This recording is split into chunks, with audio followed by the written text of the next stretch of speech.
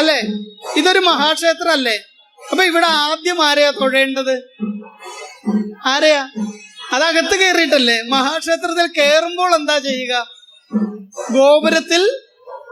ഗോപുരം ഉണ്ടല്ലോ, ഗോപുരം ദേവൻ ഇങ്ങനെ കാലും നീട്ടിയിരിക്കുക.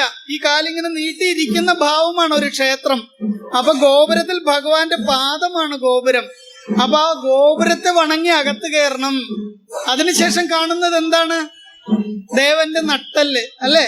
ഇടാ, പിങ്കള, സുഷുമ്ന 3 നാഡീഞരമ്പുകളോടുകൂടി ഉത്സവകാലത്ത് കുണ്ടലിനി ശക്തിയാകുന്ന ചൈതന്യത്തെ മുകളിൽ കൊടിക്കൂറയാകുന്ന അവസ്ഥയിൽ ഉയർത്തിക്കെട്ടി നമ്മളെയെല്ലാം സന്തോഷിപ്പിക്കുന്ന, നമ്മളെയെല്ലാം ചിന്തകളെ ഉദ്ദീപിപ്പിക്കുന്ന, നമുക്കെല്ലാം ചൈതന്യം തരുന്ന ആ കുണ്ടലിനി ശക്തി ഉയർത്തിക്കെട്ടിയിരിക്കുകയാണ് അല്ലേ?